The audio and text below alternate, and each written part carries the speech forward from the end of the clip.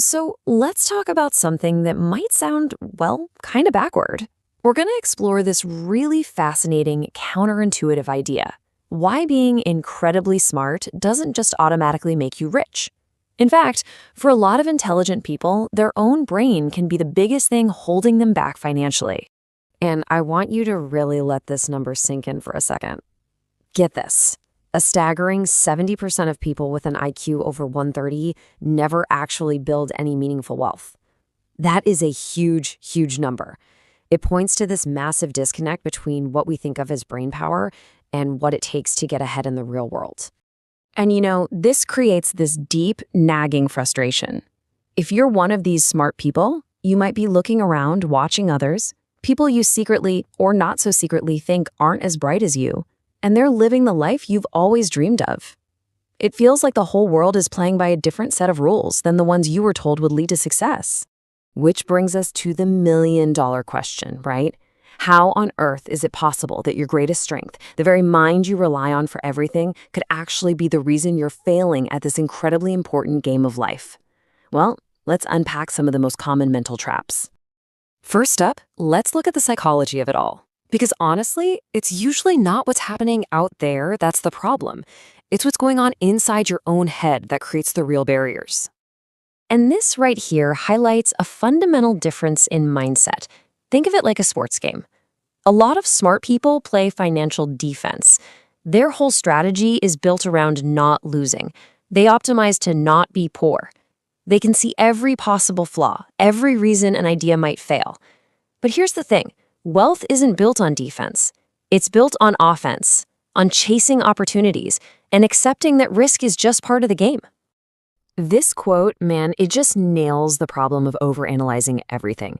You can spend weeks, months, even years planning the perfect road trip, researching every single route, but if you never actually put the key in the ignition and start driving, you're going nowhere. Analysis paralysis keeps you stuck in the driveway, perfectly safe, while everyone else is already on the highway. And this paralysis is fueled by some really common thought traps.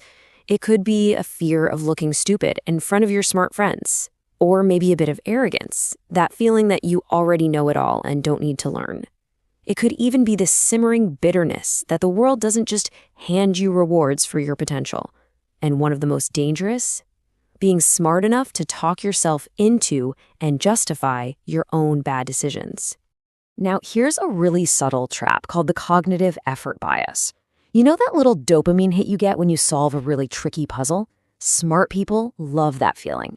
But they get so addicted to the satisfaction of solving the puzzle that they end up wasting incredible amounts of brain power solving $10 problems with $100 worth of their time.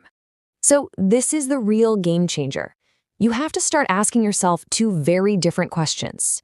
Your intelligence is always going to scream, yes, I can solve this. But wisdom steps in and asks, but should I solve this?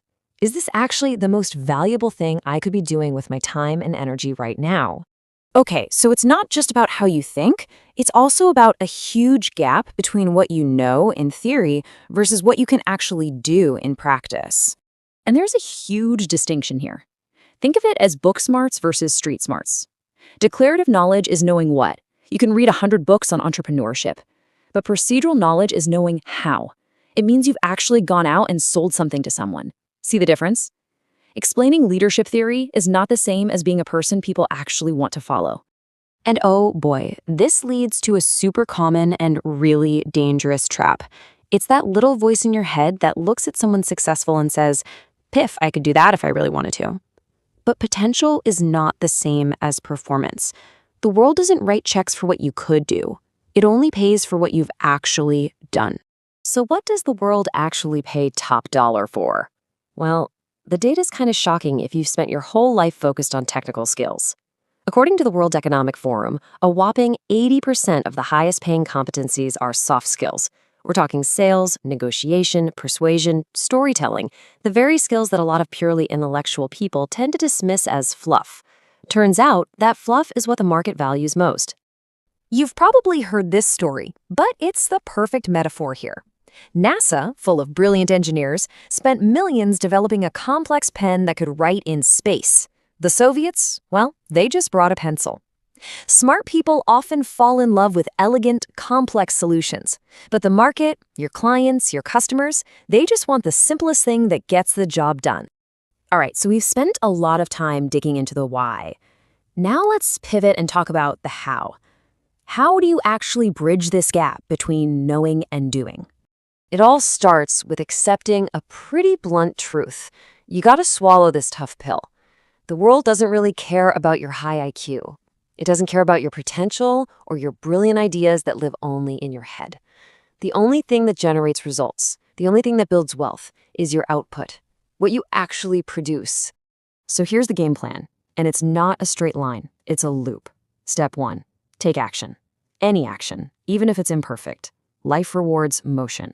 Step 2, embrace failure. You have to be willing to make mistakes and get your hands dirty. That's where the real learning happens. Step 3, learn the real rules of the game, how money, sales, and business actually work, not how they work in textbooks. And step 4, repeat. You just keep running that cycle of doing, learning, and improving, over and over again. Look, the goal here isn't to be less smart. Come on, it's about building a partnership inside your own head. You use your amazing smart brain to invent and create brilliant solutions. But then you need to activate your business brain to package those solutions and trade them with the world. So that's really what it all comes down to. The potential is there. Your intelligence is an absolutely massive asset. Don't ever forget that. The only question left is, are you ready to finally pair those smarts with real, tangible action?